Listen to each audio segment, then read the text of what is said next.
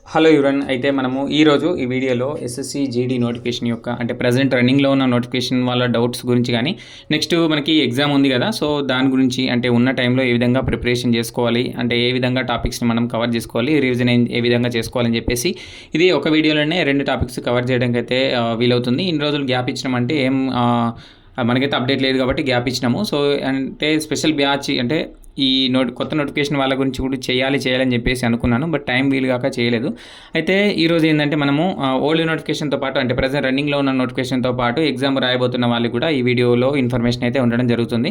So ముందుగానైతే ఎవరైతే subscribe చేసుకోలేదో subscribe చేసుకోండి, మీ ఫ్రెండ్స్కి షేర్ చేసి కొంచెం ఎంకరేజ్ చేసుకుంటే నాకు కూడా ఇంకో మరిన్ని వీడియో చేయడానికి కూడా పాసిబుల్ అవుతుంది. అయితే ఏంటంటే ప్రజెంట్ ఉన్న నోటిఫికేషన్కి రిజల్ట్ ఎప్పుడు వస్తాయని చెప్పేసి చాలామంది అడిగారు. అంటే అంతేకాకుండా మెడికల్ రీమెడికల్ ఏమైనా కంప్లీట్ అయిపోయినాయా, ఇంకా ఎవరికైనా ఉన్నాయా అని చెప్పేసి చాలామంది అడగడం జరిగింది. అయితే రీమెడికల్ ఉన్న వాళ్ళకి మనకి ఎప్పుడు నవంబర్ 16కి ఉన్న వాళ్ళకి దాన్ని పోస్ట్పోన్ అంటే ప్రీపోన్ చేసేసి మనకి ముందు కండక్ట్ చేయడం అయితే జరిగింది. కాబట్టి సో వాళ్ళకు కూడా తొందరగా కంప్లీట్ అయిపోయినాయి. సో నెక్స్ట్ ఏంటంటే సో మ్యాక్సిమం మనకైతే మెడికల్ అయితే కంప్లీట్ కావడానికి వచ్చినాయి, మ్యాక్సిమం అన్ని చోట్ల కంప్లీట్ అయిపోయింది. ఇంకా ఎవరైనా కొంతమంది ఎవరైనా కేసులు ఉన్న వాళ్ళు కానీ సో అలా ఉంటాయి. కేసులు అంటే గుర్తుకొచ్చింది ఏంటంటే ఇప్పుడు ఒకరిద్దరు కేసు వేస్తారు, అంటే మన స్టేట్లో నుంచి కాదు ఎక్కడి నుంచైనా వేయచ్చు, అంతెందుకు మన స్టేట్ నుంచే ఒకరిద్దరు కేసు వేయడం జరిగింది. ఏంటంటే వాళ్ళకి మెడికల్లో డిఎన్ఎస్ లేదు, బట్ ఏంటంటే సంథింగ్ ఉంది అని చెప్పేసి రాయడం జరిగింది. వాళ్ళు గాంధీ హాస్పిటల్కి వెళ్తే గాంధీ అనేటువంటి గవర్నమెంట్ హాస్పిటల్ కాబట్టి గవర్నమెంట్ హాస్పిటల్లో ఇచ్చిన సర్టిఫికేట్ ప్రకారం ఇతనికి డిఎన్ఎస్ లేదు.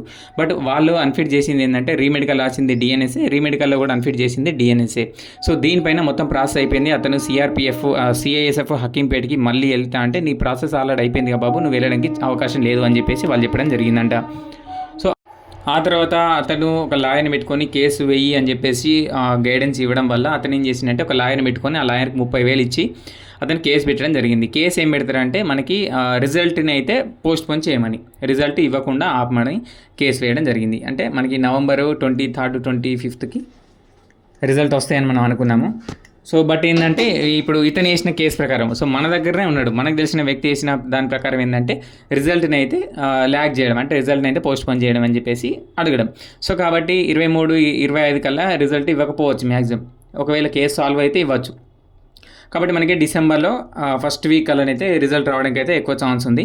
అయితే అలా కేసు ఇప్పుడు మన స్టేట్లోనే ఒకరిద్దరు వేసింది కాబట్టి ఆల్ ఓవర్ ఇండియాలో ఎంతమంది వేసి ఉండొచ్చు, ఎందుకంటే విత్ హెల్డ్ లిస్ట్లో పడితే మళ్ళీ వాళ్ళకి ప్రాసెస్ అనేటువంటిది లేట్గా అయిపోతుంది. కాబట్టి వాళ్ళ బాధ ఏంటంటే ఈ నోటిఫికేషన్ రిజల్ట్ ఇచ్చే లోపే మా పైన ఉన్నటువంటి కేసుని వాళ్ళ ప్రాబ్లమ్ని క్లియర్ చేసుకోవాలని చెప్పేసి వాళ్ళ బాధ.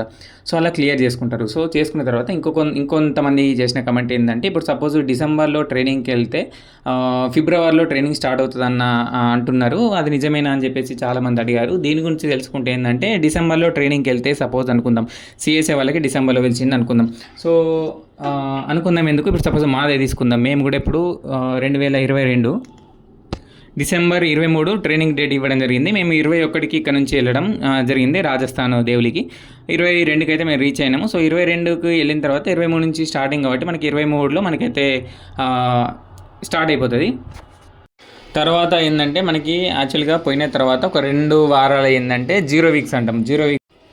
జీరో వీక్స్ అంటే ఎలాంటి ట్రైనింగ్ ప్రోగ్రామింగ్ అయితే ఉండదు. జీరో వీక్ అంటే ఏంటంటే ఫస్ట్ వీక్లో మనం డాక్యుమెంట్ సబ్మిట్ చేయడం కానీ మనకి క్యారెక్టర్ సర్టిఫికేట్స్ మన ఒరిజినల్ డాక్యుమెంట్స్ అన్ని సబ్మిట్ చేయడం కానీ ఈ విధంగా అయిపోతుంది. యాక్చువల్గా ఫస్ట్ నుంచి చెప్తాను చూడండి. మనం లోపలికి వెళ్ళిన తర్వాత ఏంటంటే ఏ ట్రైనింగ్ సెంటర్లోనైనా కంపెనీస్ ఉంటాయి. A company, B company, C company అని, F company, G company, H company అని చెప్పేసి ఇలా కంపెనీస్ ఉంటాయి. కంపెనీస్లో మనము వెళ్ళిన తర్వాత మనకి ఏంటంటే ప్లాటూన్స్ ఉంటాయి. ప్లాటూన్స్ మీకు అర్థం కావాలంటే గ్రూప్స్ అనుకోండి, ఒక గ్రూప్కి ఇంతమంది, ఒక గ్రూప్కి ఇంతమంది అని చెప్పేసి అంటారు. ఫస్ట్ వీక్లో వెళ్ళిన తర్వాత ఏంటంటే నీకు ఏదైతే డాక్యుమెంటేషన్ వర్కింగ్ అయిపోతుంది. ఇంకో వారంలో ఏంటంటే నీకు వర్కింగ్ చేపిస్తారు, నార్మల్గా చిన్న పనులు చేపిస్తారు, గడ్డి తీయడం కానీ గడ్డి బీకడం కానీ ఇలాంటి నార్మల్ టైంపాస్ అయిపోతుంది. సో ఆ 1 వీక్ నుంచి 15 డేస్ లోపు ఏంటంటే మిమ్మల్ని కంపెనీస్ ఉన్న దాంట్లో మిమ్మల్ని ప్లాటూన్స్గా చేయడం జరుగుతుంది. హైట్ వైజ్గా చేయొచ్చు, లేదంటే స్టేట్ వైజ్గా చేయొచ్చు, ఏ విధంగానైనా మనకైతే ప్లాటూన్స్ చేయడం జరుగుతుంది. ప్లాటూన్స్ చేసిన తర్వాత సో ఈ ప్రాసెస్ అంతా కంప్లీట్ కావడానికి మనకి 20 నుంచి ఒక 25 రోజులు అయితే పడుతుంది. కాబట్టి అందుకే 1 మంత్ గ్యాప్ ఉంటుంది. ఆ తర్వాత ట్రైనింగ్ స్టార్ట్ అవుతుంది అని చెప్పేసి చాలామంది అంటారు. ఇప్పుడు డిసెంబర్లో వెళ్తే మాకైతే జనవరి 1 నుంచి స్టార్ట్ అయిపోయింది. సో అలా ల్యాగ్ అవ్వాలని లేదు. మాకు 1 వీక్ అంటే 1 వీక్ మాత్రమే జీరో వీక్ అయిపోయింది. 1 వీక్ అంటే 10 డేస్ అనుకోండి.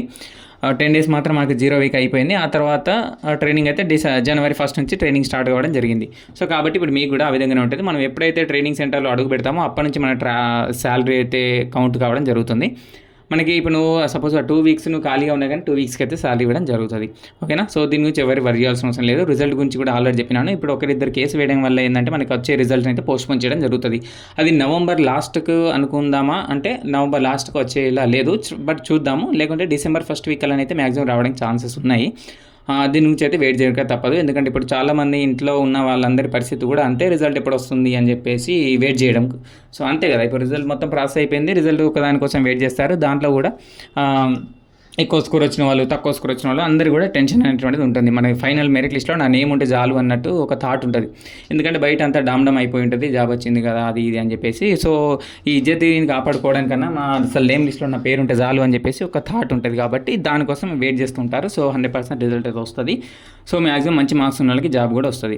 సెకండ్ ఏంటంటే కొత్త నోటిఫికేషన్లో ఏ విధంగా ప్రిపేర్ కావాలి. సో హార్డ్లీ మనకి ఒక జనవరి ఫిబ్రవరిలో ఎగ్జామ్స్ అనుకుంటే ఇంకో 2 months మాత్రమే ఉంది. ఈ 2 monthsలో ఏంటంటే నువ్వు సిలబస్ని మొత్తం అయితే కవర్ చేసుకోవడానికి ట్రై చేయి. ఆల్రెడీ ముందు నుంచి ఎవరైతే ప్రిపేర్ అయ్యారో ఆ ప్రిపేర్ అయిన సిలబస్ని రివిజన్ చేసుకోవడానికి ట్రై చేయండి. ఎంత చదివినా కానీ రివిజన్ లేకపోతే మాత్రం వ్యర్థమే. నువ్వు ఏ సబ్జెక్ట్లోనైతే వీక్ ఉన్నావో దాని మీద ఎక్కువ ఫోకస్ చేయి. సపోజ్ కొంతమంది మ్యాథ్స్లో వీక్ ఉంటారు, కొంతమంది ఇంగ్లీష్లో వీక్ ఉంటారు, కొంతమంది జీకేలో వీక్ ఉంటారు. సో ఏదైతే వీక్ ఉన్నారో దాని గురించి కూడా ఫోకస్ చేయండి. ఏదైతే మీరు పర్ఫెక్ట్ ఉన్నారో దాన్ని మాత్రం వదలకండి. ఫస్ట్ పర్ఫెక్ట్ ఉన్న సబ్జెక్ట్స్ని అయితే రివిజన్ చేసుకోండి. ఆ తర్వాత ఏ సబ్జెక్ట్లోనైతే వీక్ ఉన్నావో దాంట్లో ఉన్నటువంటి మెయిన్ టాపిక్స్ని అయితే ఫస్ట్ కవర్ చేసుకోవడానికి ట్రై చేయి. ఎందుకంటే నువ్వు సేఫ్ జోన్లో వెళ్ళడానికి కన్ఫర్మ్ అవుతుంది. ఎందుకంటే ఈసారి నక్సల్ డిస్ట్రిక్ట్స్ అనేటువంటి తీసేయడం జరిగింది. సో అందరు కూడా ఒకటే అయిపోయింది. సో అందరు కూడా ఇప్పుడు ఒక 100 మార్కుల పైన వస్తే మనం ఒక సేఫ్ జోన్లో ఉండొచ్చు అనే థాట్ తోటి అయితే మనం ఉండాలి. ఆ విధంగా అయితే ప్రిపరేషన్ స్టార్ట్ చేసుకోండి. సో ఈ ప్రిపరేషన్ మళ్ళీ ముందు వచ్చే నోటిఫికేషన్ అన్నిటికీ యూజ్ అవ్వాలి. అది తెలంగాణ కానిస్టేబుల్ కావచ్చు, లేదంటే ఏపీ కానిస్టేబుల్ కావచ్చు, ఏది నోటిఫికేషన్కైనా యూజ్ అయ్యేటట్టయితే ప్రిపేర్ కావడం జరగాలి. సో దీంట్లో భాగంగా అందుకే మనమైతే సిలబస్ మొత్తం కవర్ చేసుకోవాలి. సిలబస్ మొత్తం ఫస్ట్ కంప్లీట్ చేసుకోవడానికి ట్రై చేయండి. ఎవరైతే సిలబస్ కంప్లీట్ కాలేదు అని అన్నారో సో వాళ్ళు ఇప్పటివరకు అయితే నువ్వు ఏం చదివినావో దాన్ని అయితే గట్టిగా రివిజన్ చేసుకొని ప్రీవియస్ పేపర్ చూసుకోవడానికి ట్రై చేయి. లేదంటే మాక్ టెస్ట్ రాయడానికి ప్రయత్నం చేయి. దీని ద్వారా నీకు మంచి రిజల్ట్ అయితే వస్తుంది. ఇంకా చెప్పాలంటే ఏంటంటే ఈ నెక్స్ట్ నోటిఫికేషన్ అయితే ప్రాసెస్ ఫాస్ట్గానే అయిపోతుంది. ఈ కొత్త నోటిఫికేషన్ వాళ్ళైతే ట్రైనింగ్ వెళ్ళిపోతారు. ఒక్కొక్కరికి ఒక్కొక్క డేట్లో మనకైతే ట్రైనింగ్ ఉంటుంది. సిఐఎస్ఎఫ్ వాళ్ళకి, ఆ తర్వాత ఐటీబీపీ అయితే వేసి ఎస్ఎస్బీ అని చెప్పేసి, సిఆర్పిఎఫ్ అని చెప్పేసి ఒక్కొక్కరికి ఒక్కొక్క విధంగా ట్రైనింగ్ అయితే స్టార్ట్ కావడం జరుగుతుంది. సో వీళ్ళందరూ కూడా వెళ్ళిపోతారు. నెక్స్ట్ నోటిఫికేషన్ కూడా కంటిన్యూ అవుతుంది.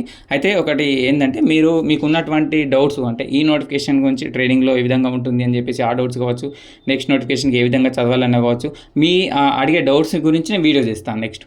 ఓకేనా. సో ఆ డౌట్స్ని స్క్రోల్ చేసుకుంటూ దానికైతే నేను ఎక్స్ప్లెనేషన్ ఇస్తాడు. అది కూడా వితిన్ 2 daysలోనే అయితే ఇవ్వడానికి అయితే ట్రై చేస్తాను. సో ఈ వీడియోని అయితే వీలైనంత వరకు లైక్ చేసి మీ ఫ్రెండ్స్కి అయితే షేర్ చేయండి. సో నాకు కూడా మీరు ఇచ్చే లైక్ ద్వారా ఎంకరేజ్మెంట్ ఉండి ఇంకో ఎక్కువ వీడియో చేయడానికి అయితే పాసిబుల్ అవుతుంది.